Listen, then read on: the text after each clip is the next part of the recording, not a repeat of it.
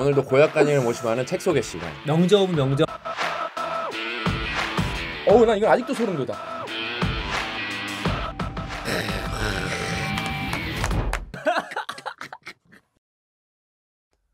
오늘 대박책 하나 소개해드리도록 하겠습니다. 책 이름은 올바르게 승리하라입니다. 올바르게 승리하라. 이 책은 제가 딱 단도직입적으로 말씀드리면은 비즈니스에 관심이 있는 분들은 울트라 슈퍼 필독서입니다.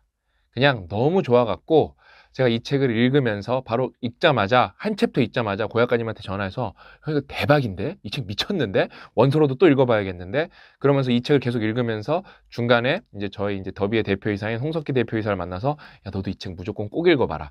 중간에 이제 제가 거의 다 읽을 때쯤에 어떤 창업하고 싶다는 친구를 만났는데 야 이 책부터 꼭 읽어봐라.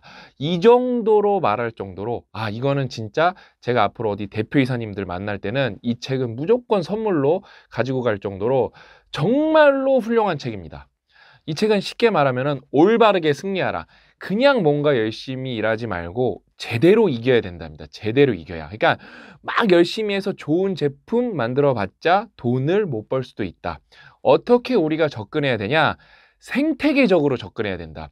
그냥 열심히 일하면 되는 게 아니라 생태계적으로 접근하지 못하면은 생태계가 붕괴하면은 내가 최고의 제품을 만들고 최고의 서비스를 제공하더라도 돈도 1원 아품 못 벌 수도 있고 그냥 쫄딱 망할 수도 있다라는 거를 알려주는 책인데 이 책을 올바르게 승리하라 쓰신 작가님이 이제 론 에드너 교수님이에요. 이 교수님이 스펙이 좀 넘사벽이에요. 제가 그냥 솔직히 이 책 여러분한테 말씀드리면은 그냥 아무 기대 없이 저는 경제서를 너무 많이 읽기 때문에 그냥 아무 기대 없이 사전 정보가 없이 읽었어요. 아무 기대 없이 읽었다가 딱 그냥 이거예요. 프로세스가. 챕터 1을 읽었는데 너무 좋은 거예요. 그럼 바로 저자를 다시 누군지 살펴봅니다. 그래서 저자를 살펴보니까 이게 그 다음에 여러분 짐 콜린스가 추천한 책이거든요. 굿 투 그레이트. 그러니까 그거죠. 우리나라 제목으로 좋은 기업을 넘어 위대한 기업으로. 굿 투 그레이트 진짜 짐 콜린스가 극찬한 책입니다. 극찬한 책. 그래서 제가 이 사람 뭔데 이렇게 책을 잘 써니까 론 에드너 교수님이 그러니까 다트머스 대학교 터크 경영학 대학의 경영학 교수이자 옛날에는 그러니까 지금은 다트머스 대학교가 되게 명문이거든요. 여기 경영대학원의 경영학 교수인데 이전에는 또 인시아드도 글로벌로 경영대학원은 탑10 안에 들어갈 거예요. 그러니까 인시아드도 명문인데 거기에서 10년 계셨고 다트머스 대학교에서도 지금 경영대학원에서 가르치고 계시고 그다음에 그러니까 이분이 좀 독특해요. 이분이 학부를 기계공학 학사를 받고 석사까지 받은 다음에 경영학을 또 석사 박사를 또 받는데 최고 명문이죠. 와튼 스쿨에서 받습니다. 자, 이분 스펙이 넘사벽인데 책을 정말 잘 씁니다. 그래서 제가 아무 기대 없이 읽어갖고 이거 굿리즈랑 아마존 좀 봐봐야겠다 딱 하고 봤는데 평점이 5점 만점에 아마존이 4.7이고 굿리즈는 아직 레이팅이 작아서 정말 극도로 높아서 레이팅이 많아지면은 횟수가 많아지면은 좀 떨어질 것 같은데 아마 4.45인가? 제가 지금 정확하게 기억하는데 말도 안 되게 높아요. 그 다음에 그 이제 리뷰들을 읽어보면 돼요. 리뷰들이 하나같이 극찬일색입니다. 하나같이 극찬일색이에요. 그래서 이게 진짜 생태계적으로 사고하지 못하면 망한다. 이거 주식에 관심이 있는 분들도 이 책 읽어보시면 진짜 좋아요. 그래서 이 생태계적 관점으로 어디가 갑자기 승자가 될 거고 어디 회사가 갑자기 쫄딱 망할 수도 있는지 그런 거를 생각할 수 있는 근간을 제시할 수 있는 책입니다. 그래서 제가 오늘 에피소드 하나만 말씀드릴 거예요. 여기에 이 책이 왜 재밌게 읽었냐면 너무 재밌게 읽었냐면은 여기 이렇게 전략이 나오는데 여기 보이시나요? 여기 보면은 여기 이제 회사들이 나오잖아요. 이 사례들이 너무 기가 막히게 재밌게 정말로 통찰력 넘치게 나와요. 이제 첫 번째 주자가 코닥인데 제가 이제 딱 1장에서 코닥 읽고 와 진짜 와가 얼마나 많이 나오는지 모르고 이 책을 진짜 얼마나 접었는지 몰라요. 그래서 이 책은 원서로도 또 한번 읽어보고 싶다. 왜냐면 또 원서를 읽으면 또 꼼꼼히 읽으면서 새롭게 보이는 게 있거든요. 이 책은 너무 좋아서 이 책은 원서로도 나중에 한번 또 읽어봐야겠다. 그래서 제가 오늘 코닥 부분을 설명해 드릴 건데 그러니까 제가 왜 이 책이 좋냐 뒤통수를 한 대 탁 맞으면서 시작했어요. 어떻게 딱 한 대 맞으면서 시작했냐 여러분 코닥 얘기 이제 우리 졸꾸러기 여러분들, 이제 제 영상을 많이 보신 분들, 좀 책을 많이 읽어보신 분들은 코닥은 유명하죠. 코닥은 원래 필름 회사로 유명했죠. 그래서 망한 회사. 그러니까 뭐 지금 다시 이제 조금 살아났지만, 그러니까 뭐 옛날에 명성만큼은 살아나지 못했단 말이에요. 그러니까 그럼 왜 망했어요? 이 사례를 거의 다 아실 거예요. 코닥이 여러분 필름 회사였죠. 우리 어렸을 때 필름, 뭐 요즘 친구들은 필름이 뭔지 모르는 친구들도 있겠지만 예전에는 사진기에다가 필름을 넣고 인화를 했죠. 이게 소모품이니까 얼마나 돈을 많이 벌었겠어요. 그 다음에 세계적에서 거의 독보적인 회사였으니까 돈을 진짜 많이 벌었죠. 그렇게 잘 나가던 회사가 뭐 때문에 망했죠? 디지털, 아날로그에서 디지털로 패러다임이 넘어가면서 망했습니다. 근데 코닥이 어떤 사례로 여러분 잘 인용되죠? 여러분도 벌써 아시는 분들 있을 거예요. 코닥이 여러분 놀랍게도 디지털 카메라를 누구보다 먼저 개발했습니다. 그 다음에 최고 수준의 기술력으로. 근데 어떻게 알고 있죠, 우리가? 근데 필름이 너무 잘 되니까 이거를 잘할 생각이 없어서 필름에 집착하다가 결국 코닥은 망했다. 왜? 아날로그에서 디지털로 넘어가지 못했다. 심지어 디지털 기술을 누구보다 막강한 기술을 갖고 있었음에도 불구하고 과거에 안주해서 망했다. 라고 거의 다 그렇게 알고 있습니다. 여기 책에도 그렇게 나와요. 대표적인 미신이다라고. 근데 실제가 그럴까요? 와, 나 이 책 읽어보면서 역시 공부 열심히 해야 돼. 완벽하게 깨달았어요. 전혀 그렇지 않았습니다. 여러분, 코닥은 누구보다 필름 회사였잖아요. 누구보다 디지털에 진심인 회사였어요. 제가 한번 요거 이제 딱 요 챕터만 보셔도 와 하실 거예요. 1975년 스티브 세슨이라는 코닥 엔지니어가 디지털 카메라를 발명하자 디지털 사진을 회사의 상업적 운영 부분에 통합할 것인지, 통합한다면 언제 어떻게 할 것인지를 놓고 향후 25년간 계속된 내부 논쟁의 장이 열렸다. 코닥은 기술 부문에서 확고한 의지와 효율성을 보여줬다. 1980년부터 90년까지 연구개발 예산의 45%인 약 50억 달러를 어디다 투자했냐? 디지털 사진에 투자했고 새로운 공장과 인력에 막대한 돈을 쏟았으며 2000년까지 1000건 이상의 디지털 이미지 특허로 취득했다. 여담인데 이제 코닥이 깨꼬닥했다가 이 특허 때문에 계속 먹고 삽니다. 요즘엔 제가 뭐로 먹고 사는지 모르는데 아무튼 이 특허를 워낙 많이 해놨기 때문에 나중에 그래도 계속 먹고 삽니다. 그만큼 여러분 코닥은 디지털에 투자를 어마무시하게 했습니다. 그러니까 막 과거에 안주했다 망한 회사 그런 게 다 우리가 잘못 알고 있었던 사실입니다. 계속 읽어드릴게요. 중간에 이제 중간 점프하고 성견 지명이 있었지만 회사 내부의 사고방식을 전환하지 못한 외부인 조지 피셔가 물러나고 디지털 비전을 지지하면서 이를 추진할 내부 정통성까지 갖춘 믿음직한 30년 근속 직원 댄 카프가 새 CEO가 된 것이다. 카프는 오늘날 선진시장에서는 전통적 필름 및 제지 사업의 구조적 변화가 일어나고 있다고 선언했다. 이런 변화에 대처하기 위해 우리는 실용적이고 대담한 혁신을 시작했다. 우리는 이 새로운 디지털 시장에서 승리하기로 결심했으며 성공할 준비가 된 코닥을 만들어가고 있다. 누구보다 디지털의 진심이었어요. 근데도 생태계적 관점을 잘 이해를 못했기 때문에 망한 겁니다. 오늘 여러분 이 책은 제가 중간에 잠깐 다시 말씀드리면 이 책은 정말로 비싼 경영학 수업 듣는 거랑 똑같다고 보시면 돼요. 이 책은 너무 좋아갖고 저는 진짜 이 책을 원서로 다시 읽을 거예요. 계속 읽어드릴게요. 2001년 오포토닷컴을 인수해 사용자가 디지털 사진을 저장, 공유, 인쇄할 수 있는 온라인 상거래 플랫폼을 구축한 데서 알 수 있듯이 그는 외부에서 만든 기능을 수용하는 일도 두려워하지 않았다. 여기 저기 소름 돋는 제 밑줄 그어놨거든요. 심지어 코닥은 상당히 초기부터 클라우드 기반의 소셜 비즈니스를 운영했다. 2002년까지 이 사업은 매달 12%씩 성장했다. 블룸버그는 코닥을 디지털 성공의 화신이라고 부르기도 했다. 이거를 여기에 이제 사진 공유, 인쇄 이런 디지털 공유 플랫폼을 이게 좀 해안이 있어갖고 생태계적 관점으로 봤을 때 그러니까 이게 계속 기회가 있었거든요. 결국에는 스마트폰이 나와서 망한 거지 디지털 카메라가 나와서 코닥이 망한 게 아닙니다. 제가 그것도 나중에 설명해 드릴 거예요. 그러니까 생태계적 관점으로 접근을 해서 스마트폰이 나왔을 때, 이 스마트폰을 사람들이 진짜 많이 쓰니까 우리가 인스타그램 같은 거를 하자. 이런 식으로 갔으면 코닥이 지금 얼마나 큰 회사가 됐을지 상상은 못할 정도의 이 디지털 카메라 기술에 대해서는 넘사벽이었다니까요.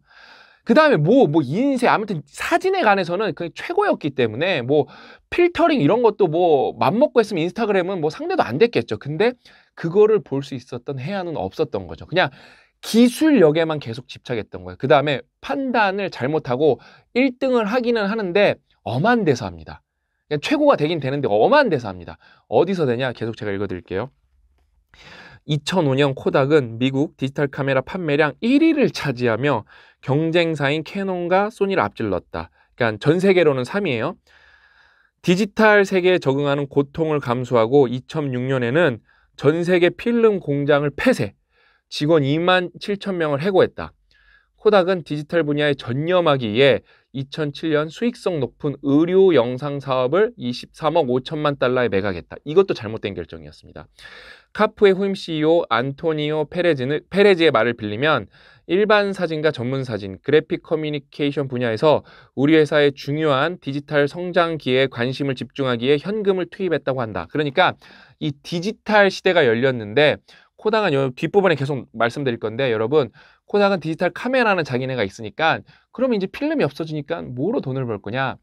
그래, 디지털 인쇄가 답이다. 그러면서 인쇄 시장으로 뛰어듭니다.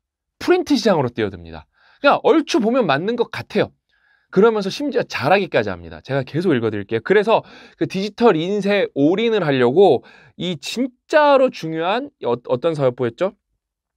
의료 영상 사업. 이게 정말로 캐시카우 산업이었고 독보적 산업인데 이거를 판 것도 실수입니다. 그러니까 오판을 하면은 이렇게 한 방에 골로 가는 겁니다. 제가 계속 읽어드릴게요. 코닥이 디지털 인쇄를 받아들인 건 두 가지 중요한 깨달음 때문이었다. 첫째, 회사는 가정용 인쇄 소모품의 이윤이 매우 높다는 사실을 알게 되었다. 그러니까 가정용 인쇄 소모품이 필름은 상대할 것도 아니다예요. 그냥 이게 너무 이윤이 높아서 이거 꿀 빨겠는데 이러고 들어간 거예요.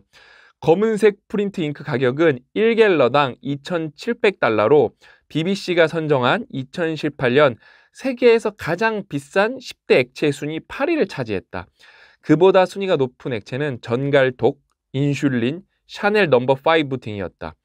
2000년 전 HP 임원이 말한 것처럼 디지털 카메라를 소유한 사람들은 모두 자기 사진과 웹페이지를 인쇄해야 싶어할 테고 그러면 프린터와 잉크가 엄청나게 팔릴 것이다. 그러니까 그럴 것 같죠? 그럴 수도 있었어요. 그 다음에 실제로 저도 여러분도 그런 경험이 있었을 거예요. 디카를 많이 인쇄를 했었습니다. 저도 디카를 인화를 한 적이 많아요. 근데 어떻게 됐죠? 이렇게 마저 읽어드릴게요. 여기에 이윤 높은 인화지까지 판매하면 디지털 인쇄 수익량은 더 넓어질 것이다. 그러니까 코닥은 새로운 시장을 본 거예요. 우리가 사진기까지 갖고 있어서 이게 지금 미국에서 1인데 거기다가 우리가 인쇄 시장까지 들어가면은 이거는 카메라 플러스 이 인쇄 시장까지 잡으면서 여기는 또 영업이익이 겁나 높아. 그냥 우리가 떼돈 벌 거다. 이렇게 생각하고 들어간 겁니다. 그렇게 생각하고 들어간 겁니다. 네? 그래서 어떻게 됐냐? 그러니까 이 정도로 진심이었어요. 근데 어떻게 됐냐? 근데 여러분, 이 사람들도 다 바보가 아니었을 거 아니에요. 정말 똑똑한 사람들이었을 거 아니에요. 그렇죠? 근데 어떻게 됐냐? 스마트폰이라는 게 나와버리는 겁니다. 그래서 우리가 여러분 사실 왜냐면 사진이라는 게 이렇게 장식도 하고 싶고 그 다음에 옛날에 디카를 스마트폰이 나오기 전에는 컴퓨터로 봤잖아요. 그러니까 싸이월드에서도 봤고 아니면 디카에서 이렇게 한 다음에 컴퓨터에 올린 다음에 그 컴퓨터로 그러니까 전송을 한 다음에 업로드 컴퓨터 하드디스크에 거기다가 복사를 한 다음에 모니터로 봤는데 이게 좀 이게 휴대의 용이성이라는 게 떨어지잖아요. 사진 이렇게 볼 수도 있고 이렇게 이동하면서도 볼 수 있고 가족끼리도 볼 수도 있고 줄 수도 있고 그런데 그게 그렇게 하기가 어렵잖아요. 그다음에 컴퓨터가 없으면 또 못 보잖아요. 그러니까 이 디지털 프린팅 시장에 집중을 한 거죠. 근데 스마트폰이라는 게 생기면서 이게 기술 때문에 코닥이 망한 게 아니라 여기 되게 그러니까 이게 듣고 나면 뻔한 얘기거든요. 근데 그거를 완벽하게 정의할 수 있어야 실력인데 여기 론 에드너 맞죠? 론 에드너 교수님이 딱 뭐라고 정의하냐면 여기 생태계 그림까지 다 그려가면서 이때까지는 오케이, 요 단계까지는 오케이, 요 단계까지는 오케이였는데 그 다음 단계부터 아니다. 사진의 감상 방식이 생태계가 바뀐 거다. 우리가 사진을 액자로도 하고 사진으로도 하고 했었는데 사진 감상 방식이라는 게 스마트폰으로 가면서 그냥 뭐 사진으로만 프린트가 아니라 사진으로만 여러분 프린트가 아니 사진만 프린트를 안 한 게 아니라 여러분 문서도 많은 부분에서 프린트가 줄어들었죠. 그러니까 우리가 이게 생각보다 이 스마트폰이라는 게 작은데 생각보다 디스플레이 기술이 점점 좋아지면서 그 다음에 이 모든 면에서 이 기술력이 좋아지면서 가독성이 높아지니까 그냥 애초에 프린터를 할 필요가 없어진 거예요. 사진뿐만 아니라 일반 문서까지. 그래서 이제 여러분 우리가 계약서도 어떻게 되고 있죠? 그래도 여전히 계약서, 뭐 부동산 계약서 할 때, 쓸 때 우리가 오프라인에서 도장 찍고 아직 그렇게 하지만 그런 스타트업이 여러분 잘 됩니다. 스마트폰 상에서, 그 다음에 뭐 카카오톡 상에서 사인해갖고 계약을 해주는 그런 그런 스타트업도 지금 계속 승승장구하고 있습니다. 그러니까 점점 생태계가 스마트폰으로 들어오고 있는 건데, 디지털라이제이션이 되고 있는 건데, 그거를 이해를 못했기 때문에 어떻죠? 소름 돋게 여러분 인스타그램 같은 것도 초기에 운영을 했다니까요. 이미 운영을 하고 있었고 클라우드 기반 사진 공유 이런 것들은 잘 되고 있었어요. 12%씩 성장하고 있었대요. 거기에다 만약에 그러니까 실수는 할 수가 있죠, 여러분. 여러분 뭐 우리가 무슨 전지전능한 신이 아닌데 실수 안 하는 사람이 어디 있겠습니까? 그렇죠? 그래, 디지털 프린트 도전할 수 있었어요. 근데 그거를 조금 어느 정도 리스크를 관리하는 차원에서 만약을 대비하는 차원에서 이 클라우드 사진 공유는 그냥 이것도 사람들이 많이 할 수 있지 않을까 해서 그것만 조금 힘을 더 실었었더라도 코닥이 아마 파산까지 제가 기억이 나는데 코닥이 한번 파산 신청을 하거든요. 파산까지는 가지 않지 않았을까? 저는 그렇게 생각을 합니다. 근데 디지털에 워낙 진심이었기 때문에 연구 개발비의 반을 디지털에 투자하죠. 그래서 특허로 엄청나게 잘 먹고 잘 사는 정도까지는 아니지만 그래도 돈을 꽤 많이 법니다. 디지털에 워낙 진심이었기 때문에. 근데 우리는 보통 과거의 안주, 내가 과거의 영광을 이렇게 소나기에 꽉 쥐고 있으면서 이거를 놓지 못해서 망하는 사례로 가장 많이 드는 게 코닥이거든요. 근데 코닥은 과거에 안주한 적이 여러분 없습니다. 왜 망했냐? 생태계를 이해하지 못했기 때문에 그냥 한 방에 훅 간 겁니다. 여기 진짜 막 별의별 거 다 나오는데 우리가 이제 보안제 얘기도 많이 하죠. 소름 돋아. 폈는데 그거 바로 나왔네. 여기 보안제가 인계점을 넘었을 때 어떻게 동맹관계가 깨지고 이 보안제가 무료 보안제 같은 게 이게 사실상 주력이 아니라 그냥 말 그대로 보완을 해주는 건데 이게 어느 순간 티핑 포인트를 넘어가면은 어떻게 생태계가 확 뒤집어지는지 이런 거를 설명을 너무 잘해주고 그 다음에 이런 생태계가 공격받을 때 이걸 어떻게 방어할 것인지 예를 들면은 여기 그런 게 나와요. 너무 이 책을 기가 막히게 제가 이렇게 지금 오랜만에 텐션이 높죠? 왜 침튀기면서 설명하냐면은 여기 웨이페어 대 아마존, 톰톰 대 구글, 스포티파이 대 애플. 그러니까 제가 뒤에 나온 사람들 아마존, 구글, 애플은 포식자죠. 그냥 시장을 그냥 다 초토화시키는 사람들입니다. 시장을 그냥 아주 그냥 파괴하는 돈도 많고 기술력도 강한 회사들인데 웨이페어라는 이렇게 가구를 온라인에서 파는 업체가 아마존이 우리도 이제 가구 온라인으로 팔겠다 했을 때 그러면 누가 봐도 웨이페어라는 데는 망하는 게 맞거든요. 근데 거기서 살아남습니다. 이 생태계의 아키텍처를 정확하게 다시 구성하면서 또 잘 살아남습니다.